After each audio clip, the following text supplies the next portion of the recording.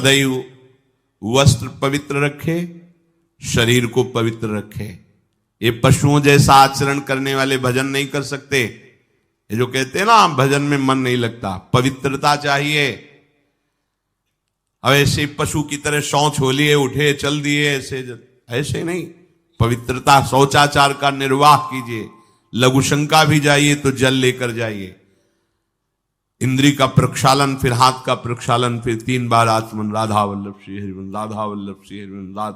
जैसे शास्त्रीय विधान में केशवाय नमः, नारायणाय नमः, माधवाय। पवित्र रहिए। देखो भजन कैसे नहीं होता। मिट्टी जल आदि से बाह्य शरीर की पवित्रता और छल कपट के त्याग से भीतर की पवित्रता बढ़ती है। गुरु से कपट, यह सर्वनाश का लक्षण है। अगर तुम में कोई दोष है, गुरुदेव पूछ रहे हैं, तुमने ऐसा अक्षरशः जैसा हृदय में वैसा बोल दे जी, अब चाहे दंड दो चाहे क्षमा करो, ये आपका विषय। पर सत्य बात यह कि मेरे हृदय में ऐसी पाप वृत्ति थी, मैंने ऐसा किया या ऐसा करने का हमारे संकल्प बन रहा है। गुरु से कपट नहीं। अंदर कपट रखोगे, मन मलिन हो जाएगा, भाग जाओगे, माया घसीट ले जाएगी। जो गुरुदेव ने उपासना दी है उसी का केवल अनुष्ठान। समय कहां आपके पास और के लिए? कहां समय है? प्रियाजू के सिवा हमारे पास समय कहां है? ऐसी दिनचर्या है, एक क्षण भी तो समय नहीं है, तो हम फिर और क्या अनुष्ठान करें?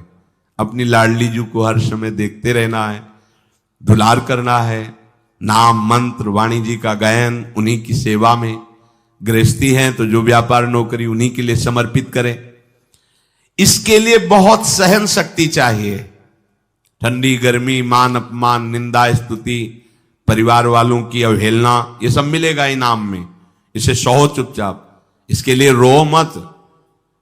कैसे लोग हैं रो देते हैं, शरीर की प्रतिकूलता में रो देते हैं। अरे आंसू श्री जी के लिए, सिर्फ प्यार में रो श्री जी के, और सब दुख मुस्कुरा के सहना सीखो। मौनम, वाणी को बहुत संभालिए। नाम जप के लिए मौन बहुत आवश्यक है। अगर बार बार थोड़ी थोड़ी देर में बोलते रहेंगे तो एकाग्रता भंग होती रहेगी, नाम में मिठास नहीं अनुभव कर पाएंगे। कभी कभी ऐसा होता है ये जाम हो जाता है, बोलना भी चाहे तो नहीं बोल पाते, क्यों? क्रम टूट जाएगा। शाम के समय जैसे किसी से मिलना जुलना नहीं, तो तभी लोग पूछते मौन हो क्या? तो फिर नहीं, मौन नहीं, क्या बात, इशारे समझ लो जो काम, चलो। क्योंकि अगर निरंतर मंत्राकार वृत्ति तो बोलने की भी हिम्मत नहीं रह जाती। पर वहां तक पहुंचने के लिए वाणी का मौन आवश्यक है। मौन का मतलब ऊ करना नहीं है, आवश्यक हो तो शब्द बोल दो, नहीं अधिकतर मौन रहने की चेष्टा करो। जो आपको मार्ग मिला है, कई बार वर्णन किया है कि सत्संग में जो शब्द आपको लगते हैं तो डायरी में लिखना चाहिए, या याद कर लो, बाद में लिख लेना जाके। और अपने लिखे हुए सत्संग के वचनों को रोज स्वाध्याय करना चाहिए।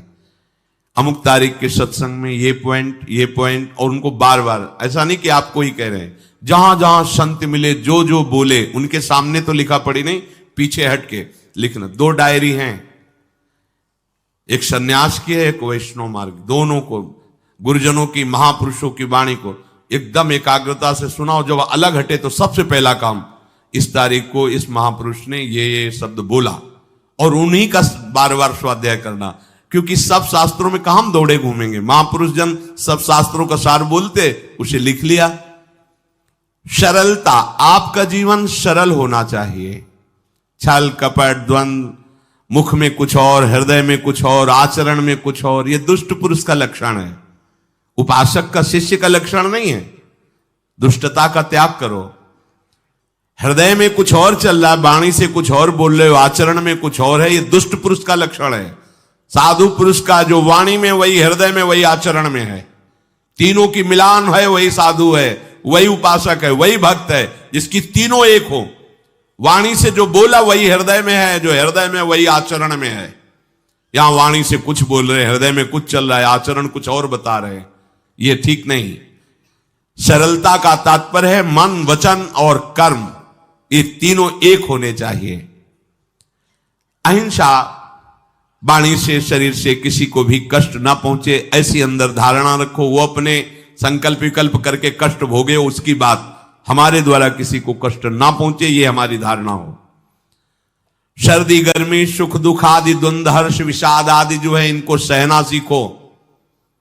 भगवान भी आदेश करते हैं, मात्रा स्पर्शास्तु कौन्ते शीतोष्ण सुख दुखदा आगमा पायनो अनित्यास्तास्तितिक्षस्व भारत। जो इनको सह जाता है वही परम पदवी को प्राप्त होता है। थोड़ी सी गर्मी आहा, थोड़ी सी सर्दी आहा, पूरे जीवन गर्मी। पैर की त्वचा ऐसी हो गई थी कि बंबूल का कांटा टूट जाता था, घुसता नहीं था। जीवन में कभी पादुका ही नहीं, तो चमड़ी इतनी मोटी हो गई थी पैरों की। सर्दी गर्मी जैसा आप इसको, आप देखो यहां आप कौन सा स्वेटर पहनते हैं, जीवन में कभी नहीं। सर्दी में क्या होता है, यहां ये त्वचा नहीं क्या, हमें तो लगता है काफी सुकोमल अन्य अंगों से यहां की त्वचा है, कपोल नासिका नेत्र आदि। यहां क्या पहनते हो सर्दी में, क्या बिगड़ जाता है, क्योंकि अभ्यास है। गर्भ के बाद निकलने के बाद यहां कुछ ढका ही नहीं, यहां कुछ नहीं ढका, तो पूरे जीवन ढकने की जरूरत नहीं। और अगर पूरे अंगों में न ढका होता तो पूरे जीवन ढकने की जरूरत नहीं। जो जंगल में दिगंबर महापुरुष रहते थे गंगा के किनारे, कितने, तो उनको क्योंकि अभ्यास, और हमने अभ्यास किया कपड़े लत्ते का, तो अभ्यास, हमने अभ्यास किया एसी रूम का, अभ्यास किया गीजर से नहाने का, वो अभ्यास किया तीनों काल गंगा स्नान, वो अभ्यास। कुछ फर्क नहीं पड़ा इस जड़ शरीर में। इसको जैसे रखो, तो सहने का अभ्यास, यदि माया से मुक्त होना है तो सहने का अभ्यास रखो। ये जरा में ओह बहुत गर्मी, ये नहीं उपासक। गर्मी है ठीक है, शरीर का धर्म है, तो त्वगेंद्री में ताप लग रहा है ठीक है, राधा राधा राधा। आप कहोगे प्रवचन करने से नहीं होता। कभी बिजली नहीं रखी इस दाम में, कटवा के रखे थे, बिल्कुल नहीं। जितनी देर होश रहा आंख का हाथ से पंखा कर लिया, नहीं तो बस राधा राधा राधा, जो मिला मांग के खाया, कुछ आसन पे लेट। प्रवचन ही केवल नहीं रहे, अब तो जैसे जोई जोई प्यारो करे सोई मुई भावे। नहीं, जानबूझ करके अपने शरीर को अधीन नहीं करना चाहिए। सुविधाओं की अधीनता, तुम भोगता नहीं, सुविधाएं तुम्हें भोग रही हैं। जितना तुम सुविधा भोगी बन जाओगे उतना तुम कमजोर हो जाओगे। सीधे प्रकृति का वार सहो, तुम महात्मा सुदृढ़ बलवान हो जाओगे। तुम्हारे आगे समर्थ शब्द लग जाएगा। जो प्रकृति के और विकारों के वेगों को सीधे सहता है उसे महात्मा कहते हैं। समहात्मा सुदुर्लभा यम ही न व्यथयन्ते ते पुरुषम पुरुषर्षभ सुख दुख समा। जिसका सुख दुख समान भाव, किसी भी वेग की व्यथा से हृदय व्याकुल नहीं होता, वो भगवान को प्राप्त करने का अधिकार प्राप्त कर लेता है। इसलिए सहनशीलता। सर्वत्रात्मनेश्वरान वीक्षाम कैवल्य मनिकेतताम विवक्त चीर वसनम संतोषम एन केनचित। ये ध्यान रखो कि तुम कभी प्रभु से अलग नहीं हो। सर्वत्र भगवान है तो यहां भी है, सब समय में है तो इस समय में भी है, सब में है तो हम में भी है, सबके हैं तो हमारे भी हैं। हम कभी भी प्रभु से बिलग नहीं हूं। एकांत सेवन तुम्हारा स्वभाव बन जाना चाहिए। चाहे जो हो, थोड़े समय के लिए तो एकांत बैठो।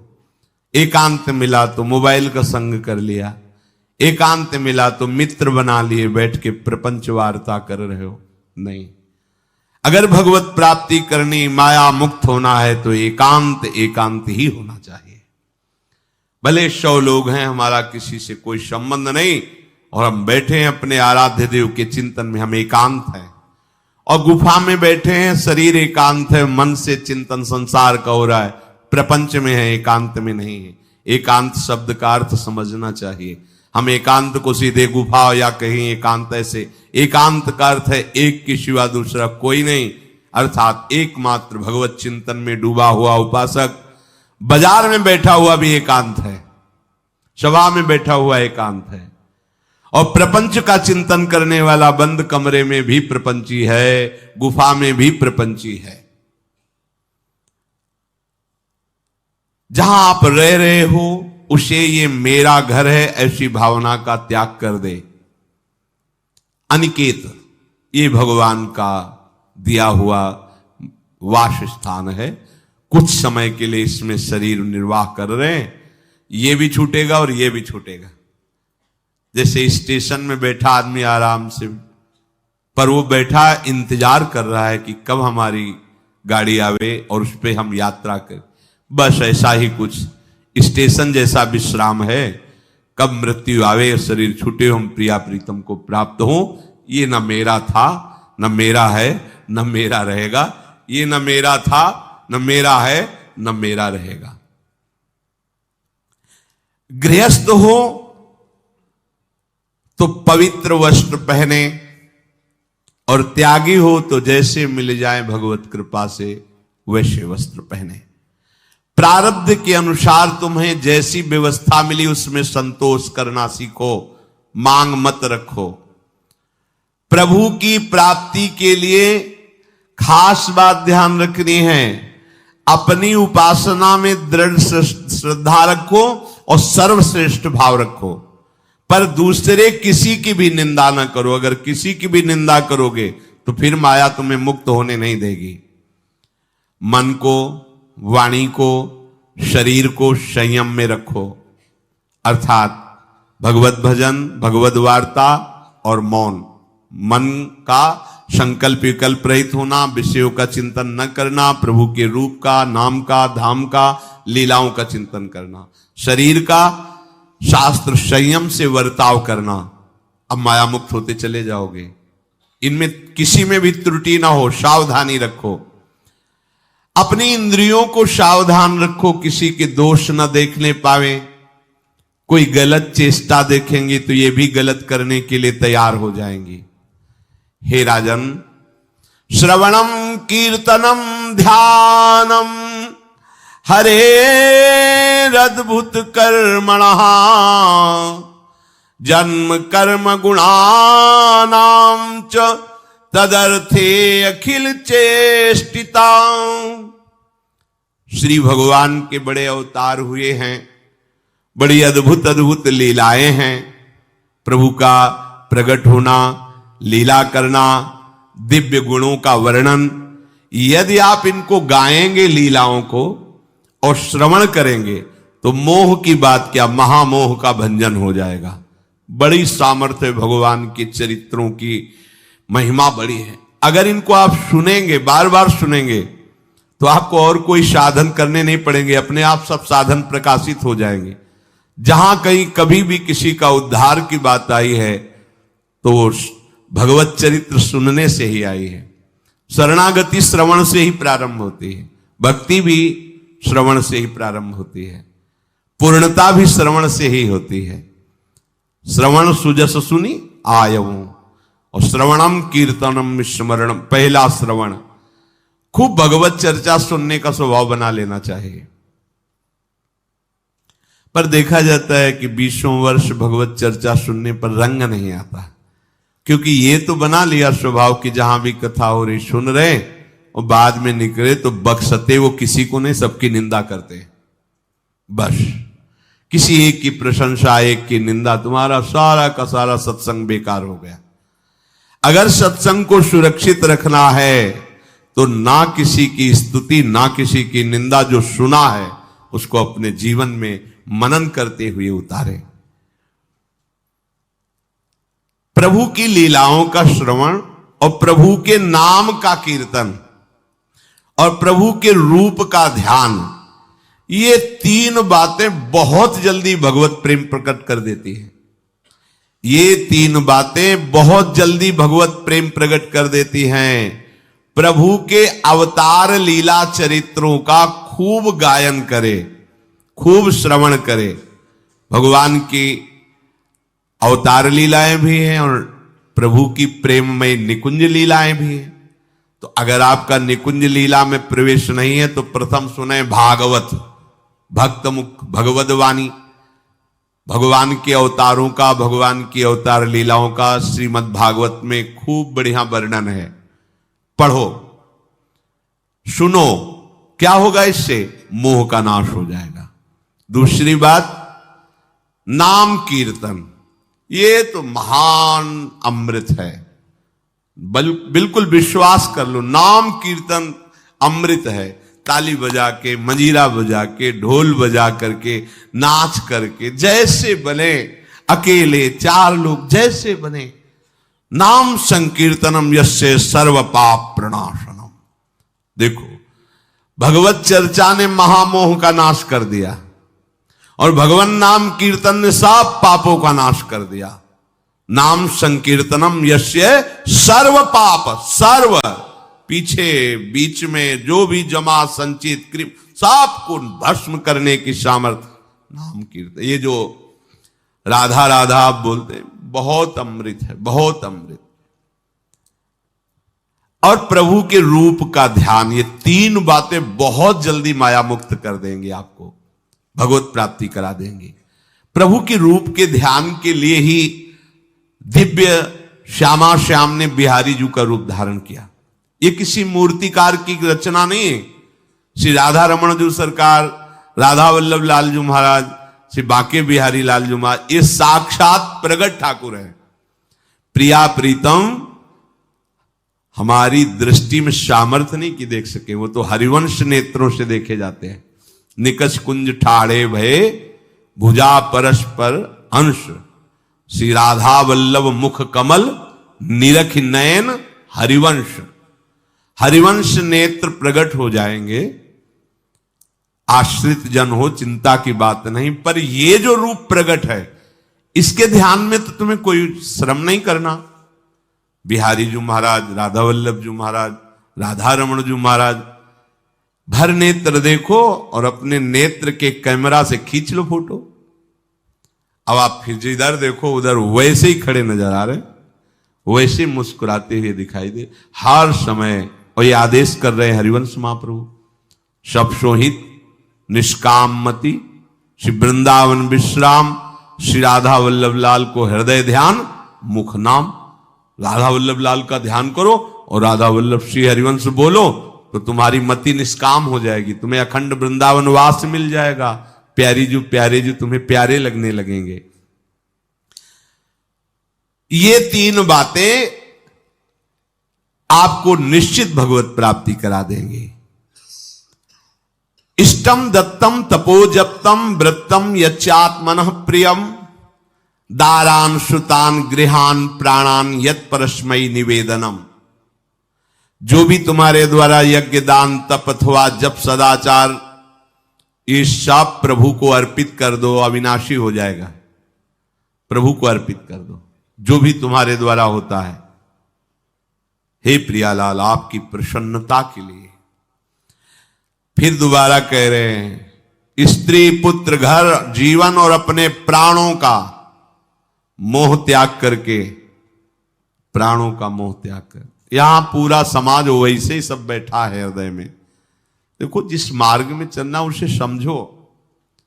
अंदर से केवल प्रिया प्रीतम में ही हमारी अहमता ममता होनी चाहिए। प्रभु सच्चिदानंद श्री कृष्ण चंद्र जी को अपना प्राण प्रीतम मानने के लिए ये जितनी जगह आप अपनापन किए हैं समेटना पड़ेगा। सबकी ममता ताग बटोरी, मम पद मन ही बांध बर डोरी। लाडली लाल के लाडले तो कोई बिरले दिखाई देते हैं, प्रिया प्रीतम के जन तो कोई बिरले दिखाई देते हैं। नहीं धन बल, परिवार बल, बुद्धि बल, वही घसल करके चले जाते हैं। अरे यहां तप बल भी काम नहीं करता, और बल तो जाने दो। यहां हारे को हरे नाम, हार गए, गले पड़ गए। गले पड़ जाओ, बढ़िया, इसी जन्म में कल्याण हो जाएगा। गले पड़ जाने का मतलब, जैसे कोई गले पड़ रहा हो तो उसका मतलब समझते हो, मारो पीटो गाली दो भगाओ। नहीं भागे, वो गले पड़ गए। बोले अब क्या करें, गले ही पड़ गए, आप क्या करें। ऐसे ही पूज्य श्री स्वामी राम सुखदास जी महाराज कहते, श्री कृष्ण के गले पड़ जाओ भैया, इसी जन्म में तुम्हारा कल्याण। भगवान के गले पड़ जाओ। गले आप तो जैसे भी अब आपके हैं, अब तो हम खूब अल्लाह मचा कहेंगे कि राधा वल्लभ लाल के हैं, तुम्हें अपनी इज्जत बचा ली तो सुधार लो हमें, समझ गए। ये है गले पड़ला। हाउ कहावत, लंबा तिलक लगाएंगे और जय राधा वल्लभ लाल की बोलेंगे, और आपके लायक तो हम हैं नहीं। अब आपको अपने लायक बनाना कि आपका दास कैसा होता है, तो आपको बनाने के लिए कोई मशीन की जरूरत नहीं, आप ऐसे बना दोगे, बना देना। अब आपके गले पड़ गए, आप ही हमारी इज्जत हो, आप ही हमारे जीवन हो, अपनी इज्जत संभालनी हो तो हमें संभाल लेना। वो संभाल लेते हैं। वो मच्छर को ब्रह्मा बना देते हैं, घोर पापी को ब्रह्म ऋषि बना देते हैं, उनके लिए कोई दुर्लभ बात नहीं। पर जब तक अहंकार है तब तक उनकी तरफ से ये प्रोसेस शुरू नहीं होता। जब हार गया और गले पड़ गए, फिर वो बड़े बड़े महात्माओं के द्वारा भी बंदनीय हो जाते हैं। यदि इसी जन्म में भगवत प्राप्ति करनी है तो ये काम तो आपको बड़ी जल्दी कर लेना है।